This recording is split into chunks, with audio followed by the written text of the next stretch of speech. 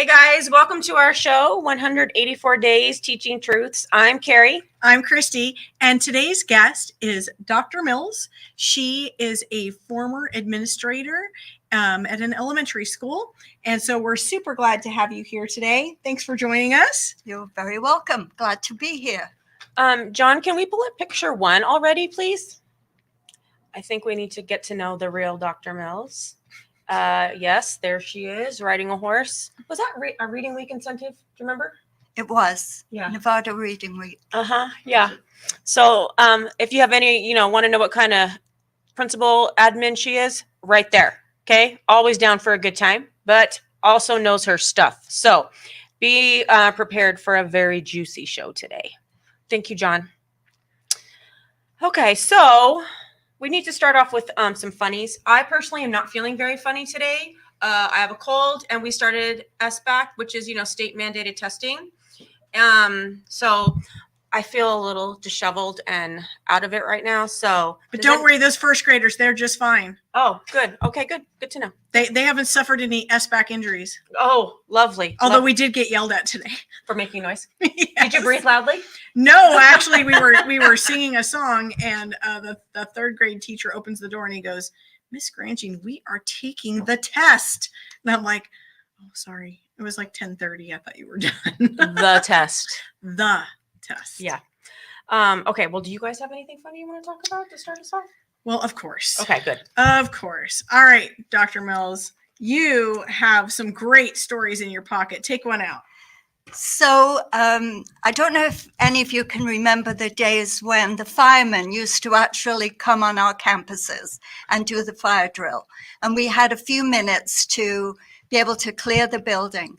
Well, this one particular day I was by myself. So it meant that I had to do the final hall sweep on my own. So I was boogieing, going around the hallway. And it was quiet because everybody had exited the building and they were way out onto the playground by now. And I could hear peeing, like loud peeing. Well, I'm mad because we are going to fail this test because whoever was supposed to sweep the bathroom didn't sweep the bathroom. So I'm mad. So I'm walking with deliberation and determination, full speed, right into the boys' bathroom and then stopped. It was the fireman. Oops. Oh, did he know? Did he see you?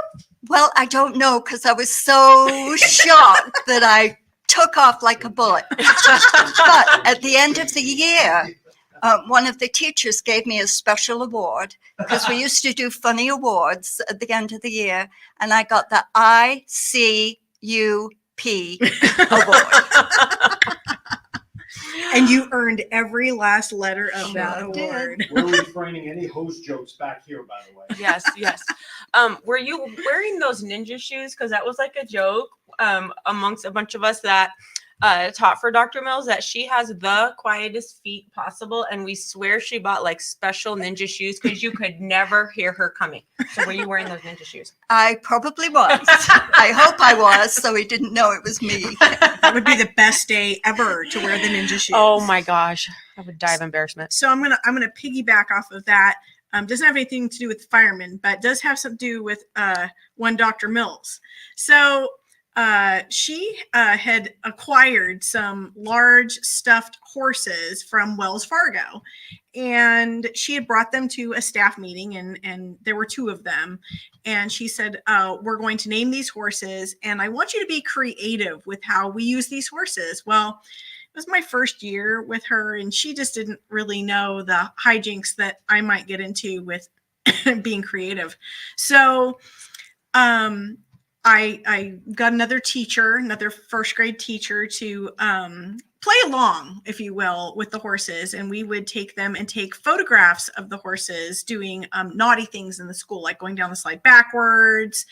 They would be at the drinking fountain. They were Clip and clop. Yeah, it's clip and clop. Thank you.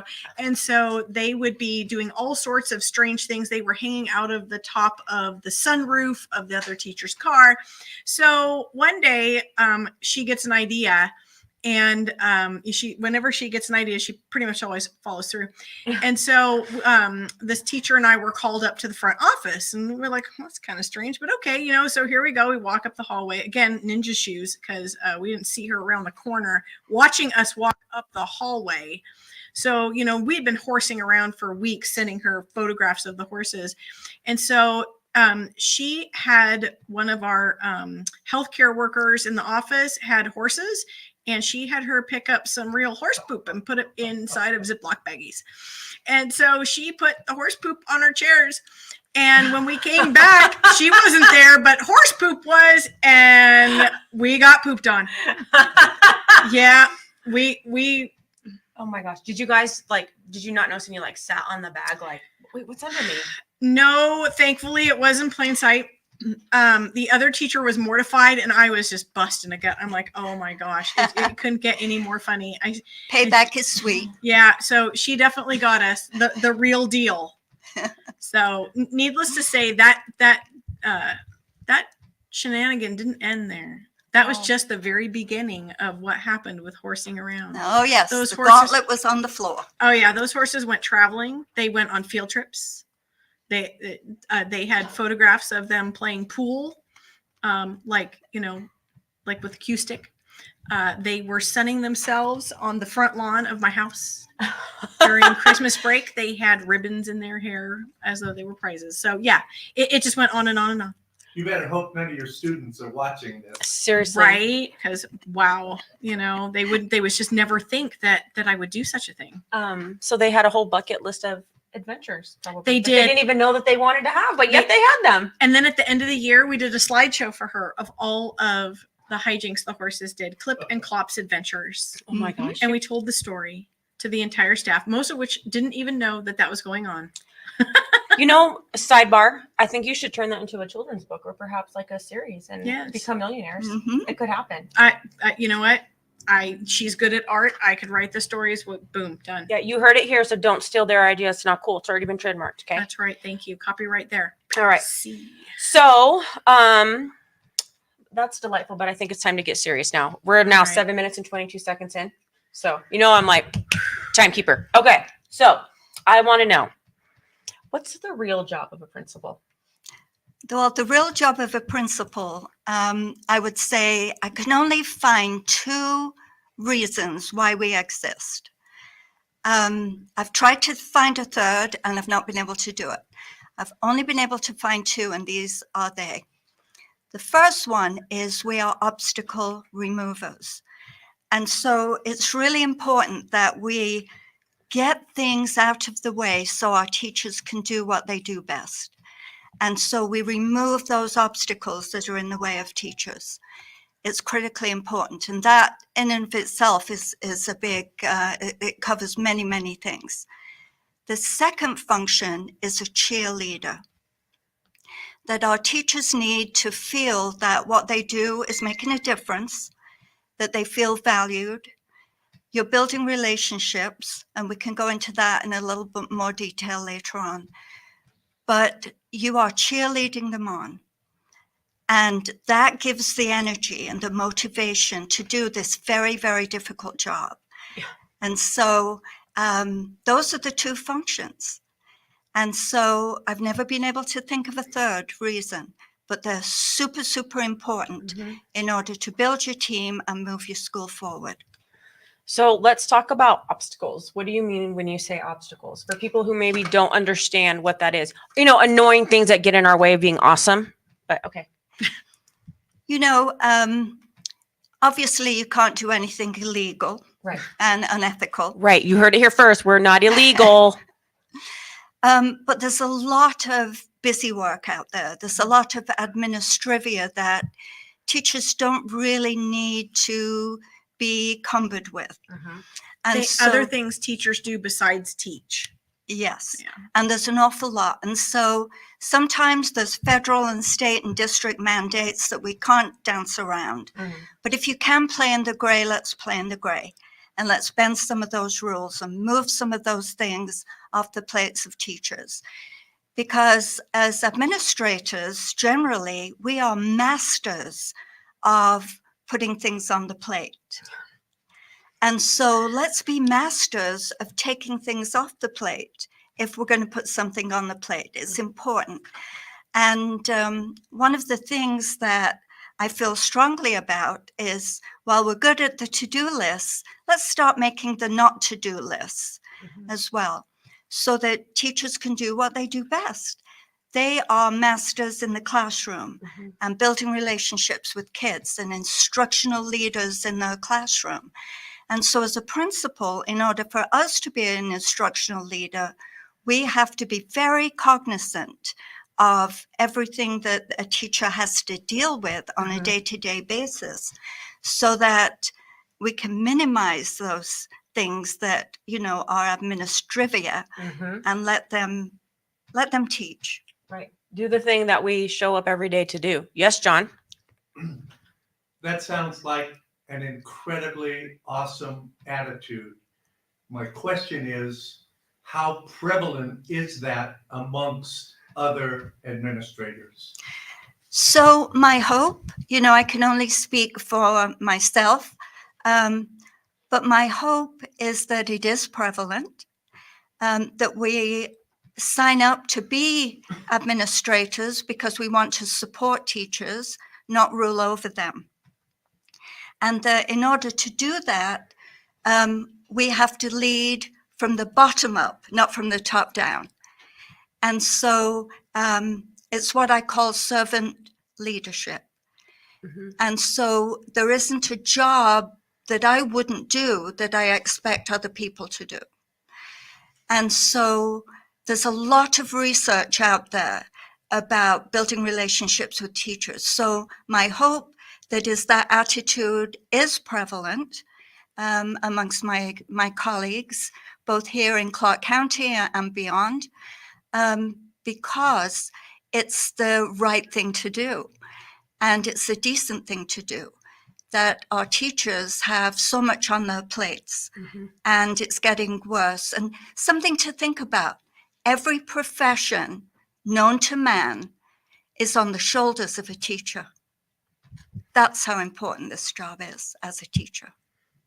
Absolutely. And Dr. Mills, when you are looking at who have you looked to for your particular style of leadership, is there one particular author or one particular person that really inspires you to have that servant leadership attitude? Or use a Dr. Mills phrase, float your boat. So who floats your boat? Okay. So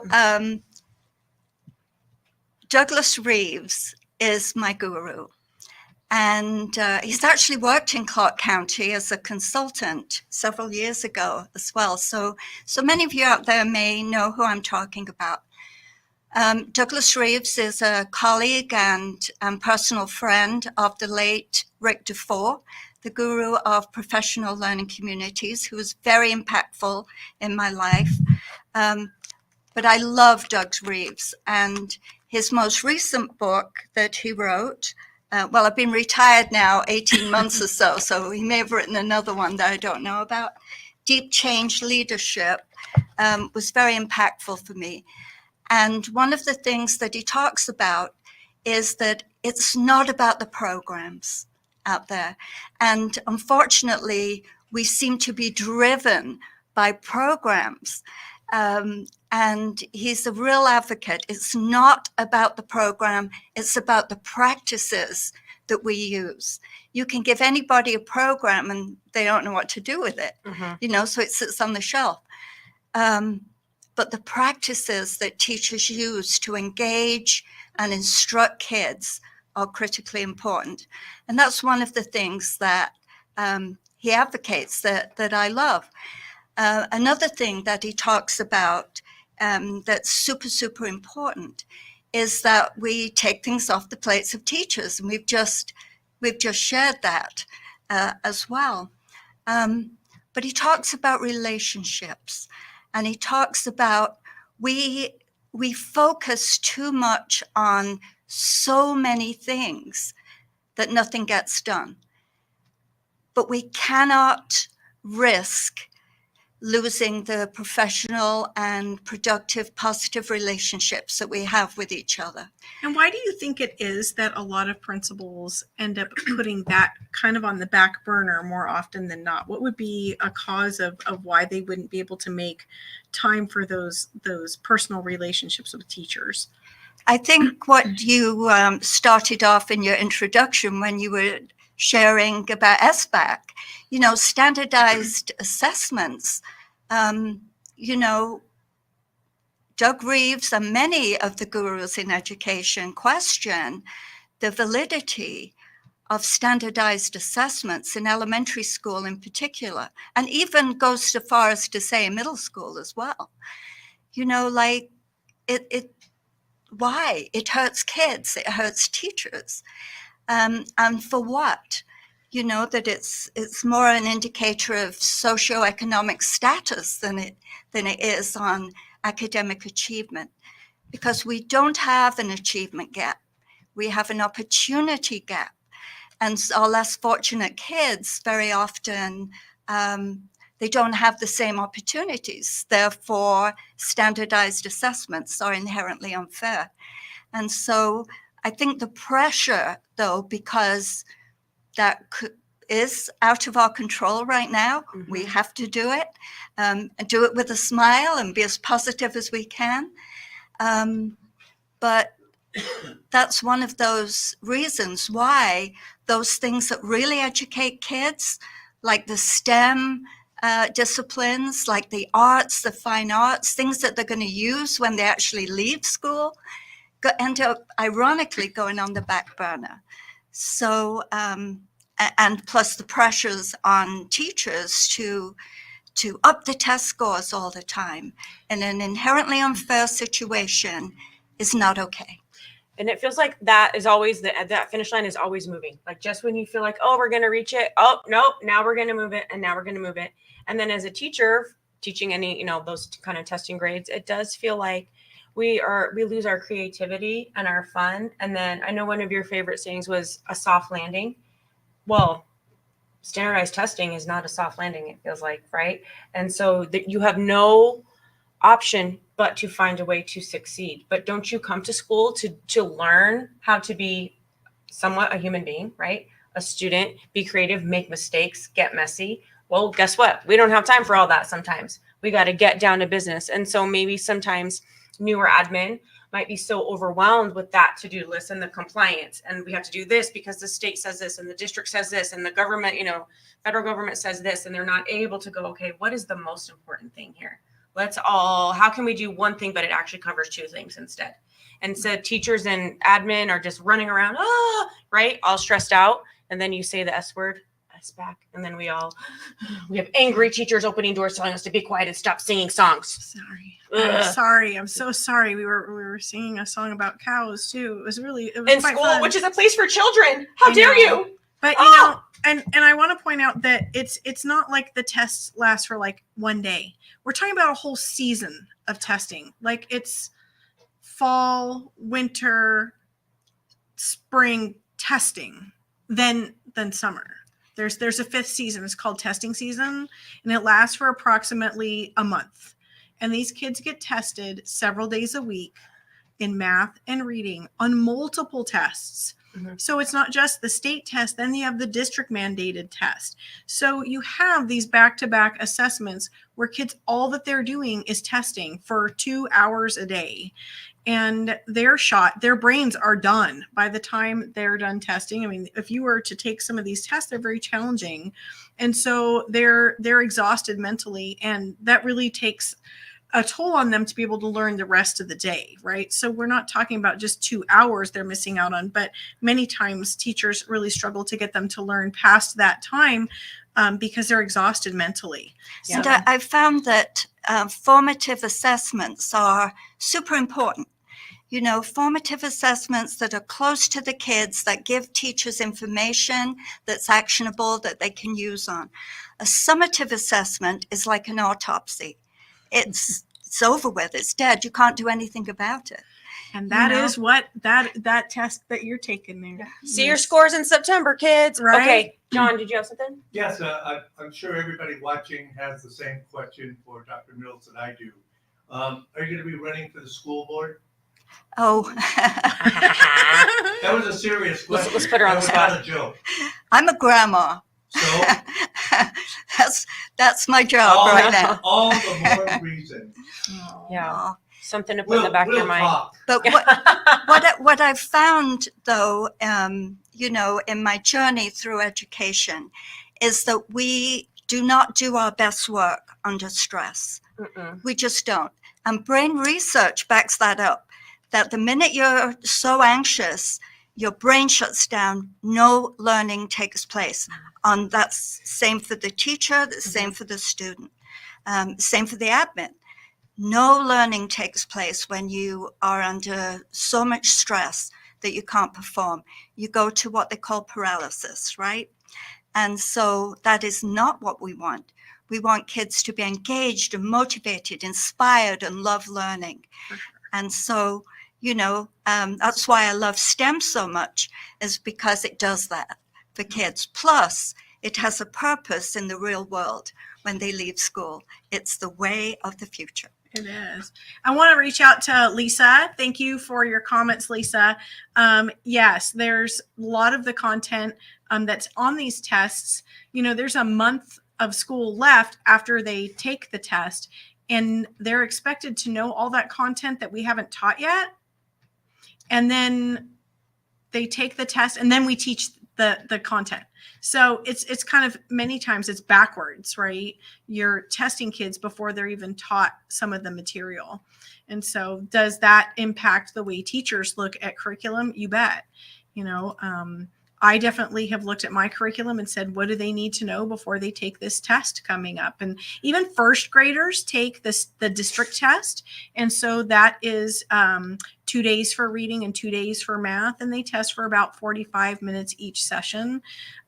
So that can be very challenging for the little people as well. And I'm not certain that it really gives us all the information that we need to teach children well. I know that like Dr. Mills said, the formative assessments, the ones where I'm sitting down and the kids are actually doing something and showing me their thinking, is really the one that's the most beneficial. And the kids value that as well. You know, the kids care about those formative assessments. Mm-hmm. They couldn't care less about summative assessments. You know, it's so far removed from them. So the closer you can get your assessments to the student, the more valuable the information is. And the buy-in for the kids too. So it kind of sounds like also your view of being a principal is you want to make school a place where people want to be. The students want to be there. The teachers want to be there, right? There's certain things we have to do. We have a job to do, right? We're getting paid to do that job. There's legal things we're required to do, but let's make it awesome. Let's make it fun and engaging and as stress-free as we possibly can, right? Climate is so critically John. important. You can't function in a toxic environment. You can't function if you've got a helicopter admin that is hovering over you. You've got to trust your teachers to be able to do the job that they do. And so environment is critically important, but relationships are everything. And you lead by walking around. You lead by being out there, by being visible. So important. It's the little things that matter, that you know people's names, that if they have a family member in the hospital, that you ask about that. Mm-hmm. It's the little things that make a difference. Building those relationships, because a teacher is not going to stay in your school if they don't feel valued, if they don't feel cared about, if they don't want to be there. And so it helps with a multitude of things. But it's, again, common decency to build those relationships with our teachers. Well, and it's kind of like double dipping, right? So if a teacher wants to stay then you don't have staff turnover, right? The teacher is happy, less stress. They're probably a more effective teacher, right? The kids want to come to school. Hopefully their attendance is better, all of those things. And then, okay, you can squeeze in, okay, we've got to do this legally. We've got to make sure that we're doing this, this, this, and this. And the teacher's like, yeah, I understand. I have those things I have to do for my job. And they're less likely to complain and, drag their feet or whatever, because it's a positive place to be. And So- give them the wings. Yes. The opportunity they have to try some of the things that are near and dear to their heart. You've got to take risks. Mm-hmm. And we're teaching our kids to be risk takers. And sometimes our situation, we're not taking risks ourselves. And we've got to try things. That's how we learn. There is no growth in the comfort zone. So let's take a break. And when we come back, let's talk about the difference between management and leadership and building those relationships with teachers and administration. This is 184 Days Teaching Truths. My name is Christy. This is my co-host, Carrie, and our guest today is Dr. Mills. We'll see you on the other side. Are you looking for someone to provide training to your staff? Do you need a motivational speaker about how to handle change? Do you have an upcoming event that needs an MC to handle those responsibilities? Well, look no further than longtime Las Vegas radio personality, Aaron Phillips. I am local to Las Vegas, and I can blend my talents with any audience. For more information, please visit www.aaronphillipsvoice.com and book me for your next event or training needs.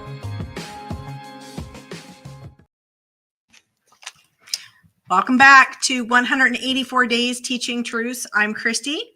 I'm Carrie. And this is our special guest today, Dr. Mills. She's an administrator, retired administrator, and we're super thrilled to have her back because our topic today is teachers and administrators and what they really do together. So John, can you pull up slide 2, please? Because I think that we've now unraveled the mystery of what does a principal really do, and we have summarized it in this slide. Okay, so looks like maybe, I don't know, second grader was asked, what do principals really do? He says the announcements, in this case she, then she eats a donut. So if you were wondering, that is what they do. Hey, and I finally found my third reason for There being you a go. principal. Yes. There you go. See, Dr. Mills, you're going to leave this show better off than you came. Uh-huh. Oh my gosh. I just had I remembered this funny thing that happened when I was teaching for Dr. Mills, third grade. We had one of those practice like a hard lockdown. You have to lock the door and I'll turn out the lights and the kids, put down the shade and all the kids get under the tables or whatever. And then somebody comes around and jiggles the handle to make sure that it's locked. Well, one of my sweet little third graders said after, was that Dr. Seuss who came by to jiggle our handle? And I'm like, by Dr. Seuss, you mean Dr. Mills? Maybe, I'm not sure. But I was glad that he saw it as this silly little game of hide and seek rather than, the terror that it kind of actually was. But anyway, it was just a sidebar. So funny. Just the environment, I guess, that when your heart is in the right place as an administrator and you're there for teachers and kids, the kind of environment that you can create. And even a boring, sometimes kind of scary drill can turn into this little creative thing where you're serious and you're doing your job, but you take that edge off. And that's what I need as a teacher, because it is a stressful job, right? And I want to have fun. I want to be there every day. I want to be sad when I'm not there. I want my students to want to be there. And if we could get all admin kind of in that same place where it's a place to try new things, it's a place to totally mess up that lesson, right? Pick yourself up and keep going rather than feeling judged and that you failed. I want to go there to grow and improve my practice as a teacher, right? Sure. So how can we get those relationships in that comfort zone kind of built up so teachers are feeling safer to do those things? Right. And a lot of times I feel like these days there's a view of principals as more of a manager of people than a leader of professionals, right? And so I feel like there's a mind shift that needs to occur so that principals are able to use those really highly effective habits that Dr. Mills outlined earlier, because many times managing things versus leading people are just so very different. Can you talk a little bit about the difference between being a manager and being a leader? So that's the critical question, isn't it? I've given that a lot of thought, and I can distinguish between the two things. There are things that I manage, you have to manage the budget. You have to manage the day-to-day operation of your school. You have to manage those things. That I understand. But that's not where the real work is.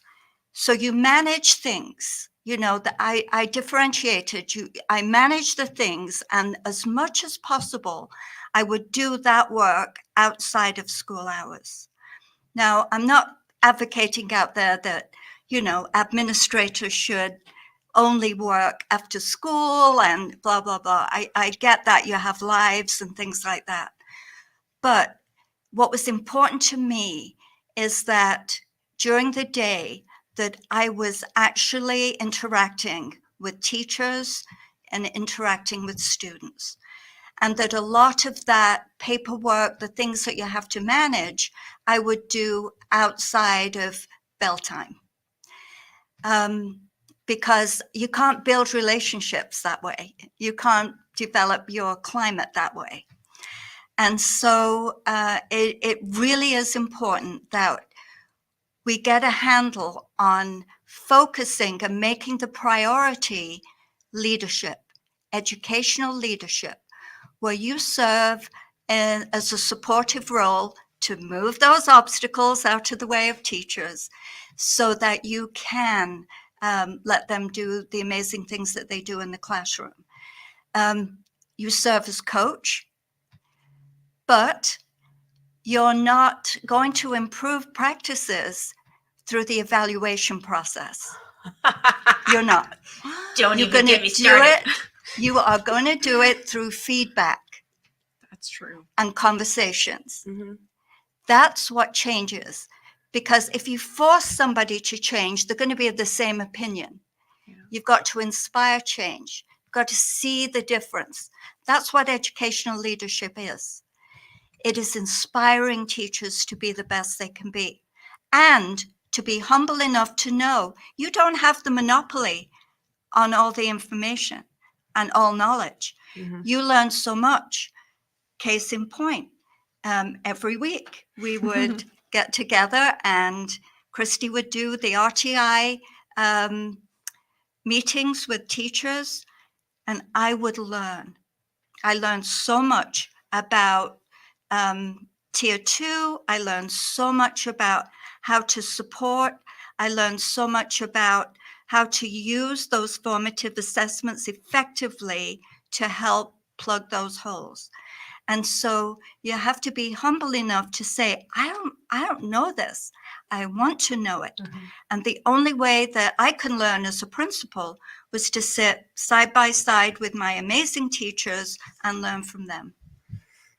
So it kind of reminds me of when you have, let's say, gifted kids in your classroom, right? And maybe, or kids that are hyper focused and highly interested in one certain area, you have to realize and let your ego go as a teacher. That kid knows more about that subject than you do, than you will ever know about it, right? So let that kid soar and kind of be that knowledgeable person in that area.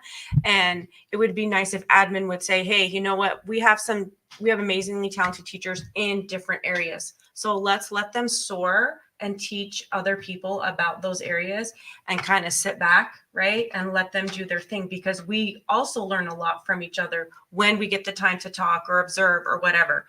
And that brings me to a point. I know we talked before the show, kind of trying to get some of our thoughts together. Well, it's like getting out of the way. Yes. You know, sometimes that we can be the obstacle as admin. And it's important that That's we get out of never the way. roadblock. Giant wall of China. Yeah. Just saying. So I wanted to say, a few Yes, good things Carlene, about- she is the goat. Yes. Hierarchy. So everybody, here we go. Working alongside teachers, it's not a hierarchy. Our roles are different.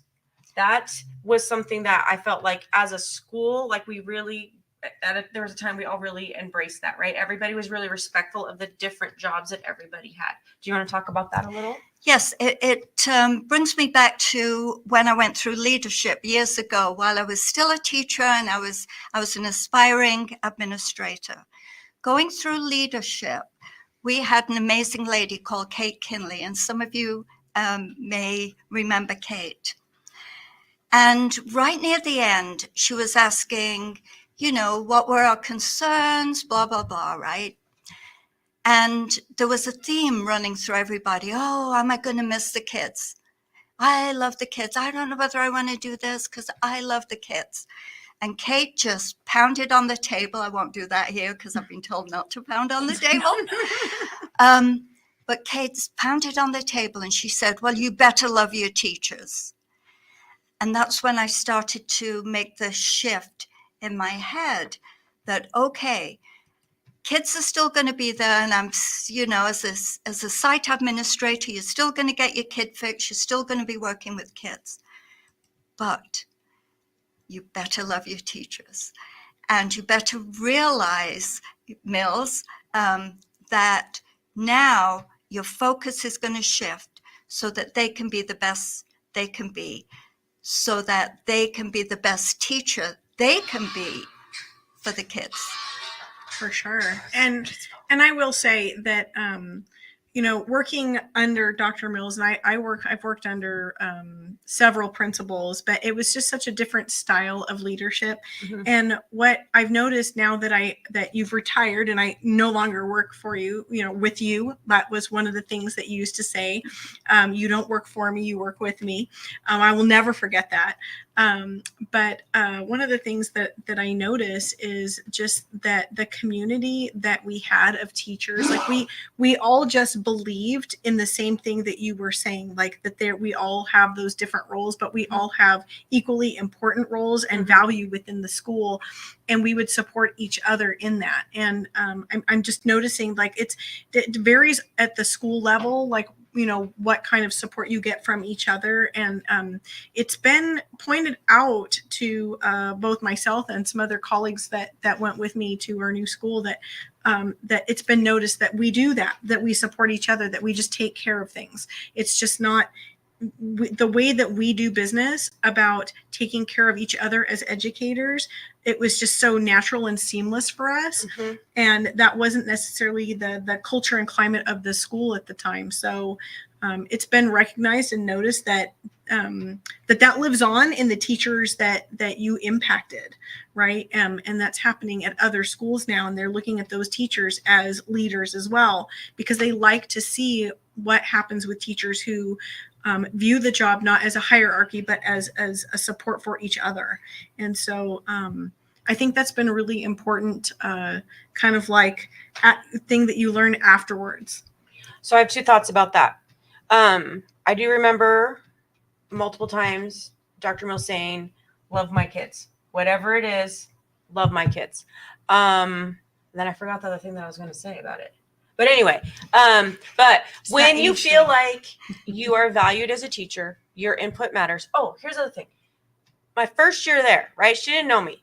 Okay. I interviewed whatever, but she didn't know me. Okay. Every other school I've been to, I feel like, yeah, you interview, you get the job, and then you have to prove yourself, right? It wasn't like that. It was already like mutual respect. And I had this thing with trapezoid tables. They were my hill to die on. I had to have them. And Dr. Mills made sure that I did. So that just went so far for me to go, hey, wow, you heard that I said that. You actually care that I have this room set up in a way that I feel is best for me and my teaching style. You got it done. And then it was always love my kids. So if she's removing obstacles so you can focus on doing what you do well, working alongside you, respecting what everybody brings to the table, well, then you better be loving the kids, because she's trying to take some of that stress off of you, right? And I know my time at Bunker like softened my edges, I would say. I was always sweet to the kids because I'm, teacher. But I didn't always like working with the grown-ups. So sometimes it drove me nuts. But Dr. Mills really helped me see teachers like as people. Not that I didn't see them that way, but go, okay, I see what you're bringing to the table. I know you have something great to say or offer or whatever. And like, you don't always have to go in with like this hard edge. You can go in soft and still get a lot done. So I know that really helped me. And like going forward, like in the school I'm in now, like, oh, okay, I'll just kind of do my thing and be positive and love the kids or whatever. Yeah, totally got distracted. I forgot what I was going to say. But I just wanted to say so that. Carlene gave you a little side nugget there. Where? you loved working with a few of the kids. Oh yeah, I Or know. Okay. teachers. Okay. I would say sometimes when I would be gone to the kids, I'd be like, I missed some of you. I think she was referring to teachers though. Oh yeah, sorry. Oh, It might have oh, been the teachers. sorry. You I didn't missed all always the miss kids. all of us. And I always miss the teachers too. Of Yeah, course. yeah. Whatever. We know who I am. Speak your truth there, Miss 184 Days Teaching Truths. I know I am. I'm here to tell you the truth about how it is. Okay, teachers don't always get along. Well, one of the things that Doug Reeves said that was very impactful for me was that teachers are the silver bullet. You know, we're always in search of the silver bullet, aren't we? That's going to make a difference in education, and teachers are it. And so, you know, I love that statement, and I kept that in my brain every single day. You know, it kept me grounded, but it also helped me see teachers in a different light.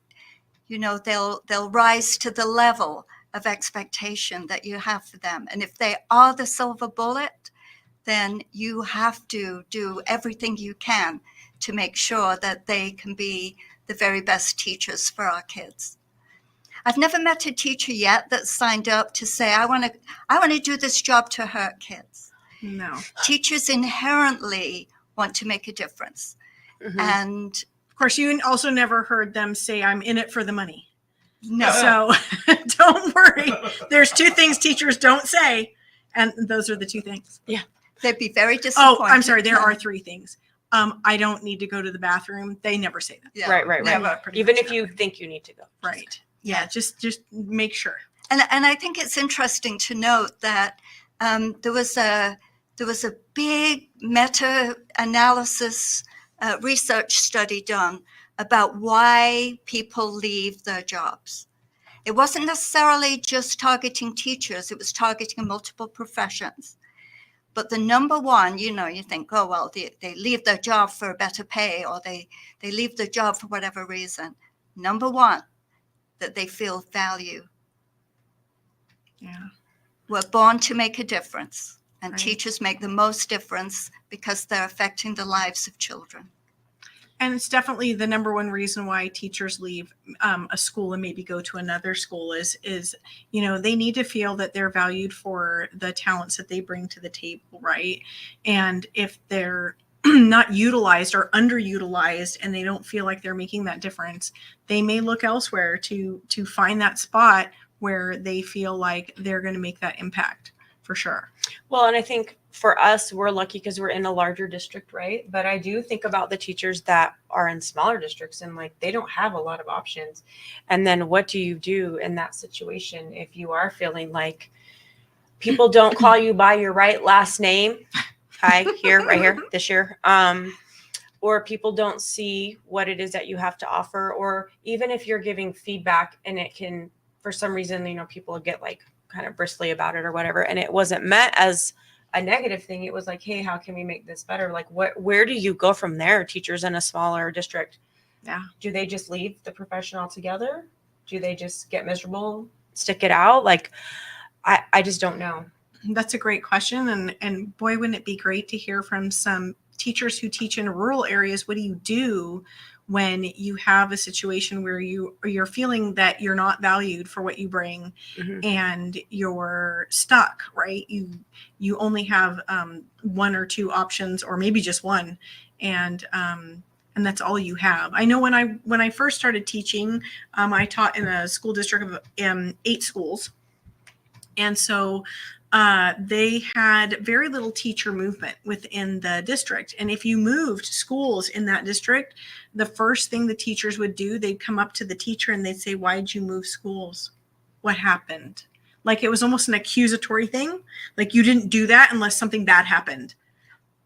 So that was a really interesting like shift for me when I came to a larger school district, and people just moved all the time, right? That's just part of the game. This time of year, you know, as we talked about on a previous show, where like that's just part of what happens in a larger school district. Teachers move around based off of a multitude of reasons, but maybe that number one being, you know, you got to value what you have sitting in your school, right? And you have to feel like those people who are your leadership find your talents and value those and are trying to cultivate that, right? And we can't afford to lose a teacher, you know. I mean, the same reflection is good for brand new teachers. Many of them leave the profession after 2 weeks. They've worked 4 years to get their degree. They've worked hard. And then after 2 weeks, their hopes and dreams are dashed and they leave. I mean, that's not okay, you know. So what can we do to support each other, new teachers, to keep them in the profession? Because we need every last one of you out there. Absolutely. And we know that, you know, it takes a village to raise a child, right? And it definitely takes a village to teach children. And so that mentality of it's not your student, it's not my student, it's all of our students. That's right? the point I was trying to make earlier when I got distracted. I was trying to say, I'm glad I that know. it came to me. It's back now. You guys, I'm very sick. I'm on a lot of cold medicine. So, woo! Okay, yes, they're all our kids. That was a big lesson that I learned too. Because I could be a little competitive, and I always wanted to have like the highest scores and stuff.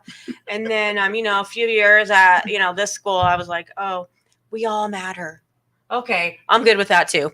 Because you just want, like, you want what's best for all the kids in your community and the teachers in your school, right? They don't have to be your favorite. The teachers don't have to be your favorite people, but you want them to be able to do well and have their kids do well and have them have peace, you know, right? Be happy. And it definitely is. It's a mindset amongst the staff where we don't see it as I'm doing my piece of the job and that's all I do, and I'm in this little box, right?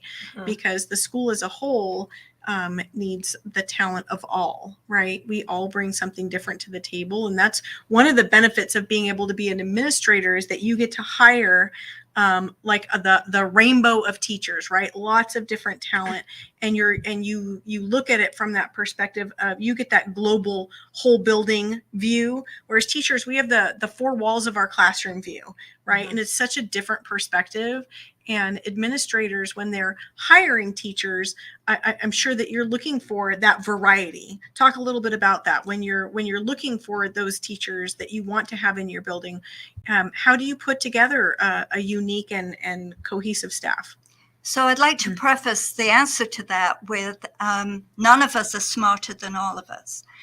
I never, as far as I can remember, ever interviewed a candidate by myself. That it's important that it's a team effort. Because at the end of the day, I will be interacting with that teacher a fraction of what the team is going to be interacting with that teacher.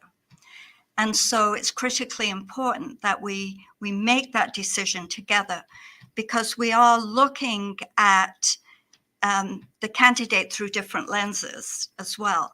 But then we come together, and it's kind of remarkable how at the end of an interview, 9 times out of 10, we're all on the same page with who we want. Because again, the number one is this person going to fit with the team? It's not how smart they are. It's not the programs that they're going to bring. All those things can be taught afterwards. But will they fit with the team to help us move forward? Because you can't work well with people you don't like. That's true. I think Rita Pearson said that the best about kids. She goes, children won't learn from a teacher they don't like. And so I think that goes along with just about any of us. It's really hard to learn from someone who you don't have those feelings of, you know, warm fuzzy, like, hey, I want to learn from you because I like you. Many times it's the complete opposite. You kind of shut down and you don't really invest, right? And I think that in teaching, there's an investment, right? There's an investment of your time. There's an investment of your talent. And then, of course, your treasure, because that's where your wallet gets emptied out into your classroom. But that's okay. Don't look at me. Right. Exactly. Well, and I think it comes down to philosophy too. I think you have to find a school and an admin that kind of fits your philosophy for sure as a teacher too. And it could be that one school is a great school, but maybe it just isn't the right fit for you. So that's maybe why, and that could be why you move on or whatever. But I think sometimes too, it's just, do you believe in the vision that the people at that school believe in? Is it similar to what you want to do? We all want to do, I would hope, what's best for kids, educate them, create a positive environment, all those things. But it just kind of depends on how you go about that. For sure. Does that work for you or not? If not, thankfully we're a big district. We can go somewhere else, right? And Carrie, you bring up a really good point when you say the vision, because the vision of a school should be shared. And it was actually Richter Ford that said, a vision of one is only a mirage. And so having that shared vision where we can look for this bright future that we're not there yet. 5 years down the road, we will be, but knowing all the pieces and parts of your mission, of why we exist, and looking to that bright future with your vision is shared, and we're in it together. It's not just a nice exercise that we do and then we put it on the shelf, and heaven forbid you paint it on the wall, because it's moving. It's a moving target. You move towards it. Never happened to paint it on the wall. Never. No.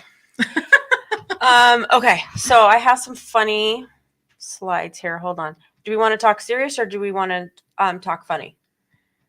Well, What do you guys? How are you feeling? How's We need anybody funny. feeling out there? oh, I think John says we need some You want we need something? some funny times Okay. because Okay. if there's anyone who can deliver funny, Dr. Mills. No, Okay, so I- get slide 4. I'm a bit nervous at this Can we show slide 4? Okay. What are they going to bring up? Who So knows? 3 things in life are certain: death, taxes, and some sort of hot mess at dismissal. Oh, yes.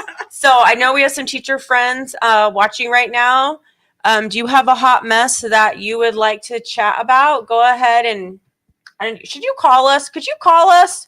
Let's Yep. see. Let's go 70 old school phone I know. call. Who has a phone? I want the rotary dial, people. 702-992-3207.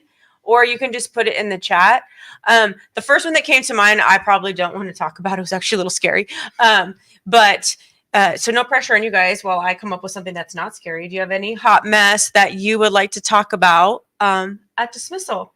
Well, there's quite a few days where I'm exiting the building at the same time as both 2nd and 3rd grade, and all of our lines kind of like meld all at once. And the little people, they follow you like little ducklings, right? And if they can't see you, and I'm not that tall, so if they can't see you, they just go into the next line. It's kind of like an amusement park line where they just look and they're like, yeah, that looks good. And so they start walking off with somebody else. And I'm like, no, come back, you're mine. So there are days like today was a good example where one of the teachers, she goes, you're not in 2nd grade yet. Get over there. Like, what? What's happening? Yeah, it was a hot mess. You should not have 90 kids coming out the door at the same time. So I've got a classic at dismissal. Well, prior to dismissal, one time a goose had landed on the playground and we couldn't get rid of it. And it was sat there, and it was sat. It wasn't walking around or anything. And so we called animal control because, of course, they're going to come and get it. They go, nope, not our responsibility. So we called Gilchrist wildlife people, and they said, well, is the goose sitting on eggs? I don't know. It's not stood up. Don't know. And so she said, well, if it's sitting on eggs, you've got to stay with that goose, put a fence around the goose until it's done its thing, Hey, this is a school. What do you mean? In 10 minutes, we've got 600, 700 kids going to be exiting the building. So you've got to go out there and protect the goose. So I was One out of the many there jobs. protecting the goose. I was not being an educational leader that day. I was not wandering around supporting people. I was protecting a goose. And then the goose stood up and there was no eggs underneath. So she said, well, when it does that, it'll probably fly away in the night. And one of my 4th grade teachers checked on it a couple of times during the night. First time, goose was still there. Second time, the goose was gone. But I can tell you that was a very interesting dismissal, keeping all those kids away from the goose. Because of course, all they wanted to do was go towards the goose There and you try go. to pet it or pick it up or whatever it is that they do. Absolutely. Oh my gosh. So, okay, I'm thinking of the field. This was, I think, during the COVID year where we came back at the end of the year, and then we were in the field again for that next year because we had to try to separate at dismissal or whatever, even though we all bottlenecked in one area and then we like spread out. Anyway, so there was some kind of major leak under the grass for a long period of time. And then remember, like, It's like a swamp. the mud pit, there was this massive, the smelliest mud pit ever, right? Okay. So 5th grade, you would think that they would know that the mud pit is there and to go around the mud pit. I cannot tell you how many times at dismissal kids ended up in the mud pit and they're like stuck there and they almost look like they're sinking and their eyes are getting really big. I'm like, you got to pick your feet up. And I think a couple times like their shoe popped off and it stayed in the mud and their little foot, like in their sock, came out. Or I would catch them at the last minute, be like, go around the mud, go around the mud.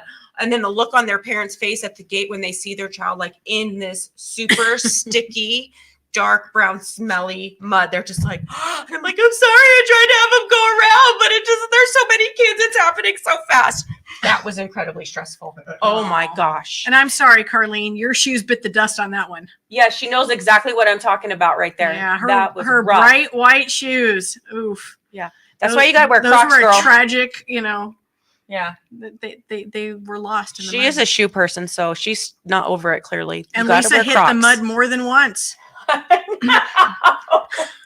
Oh my gosh, it was the worst. And then when it was windy and you're walking with your head down because all that like dead grass is blowing in your eyes, and then you're like, hold on, I smell it. I know the mud's coming soon. Everybody put your heads up. Look around. Oh my gosh. We live in a desert and we shouldn't have mud pits. But don't worry, we spent a fortune on making that grassy area a mud pit. Yeah. I think it's fixed now though.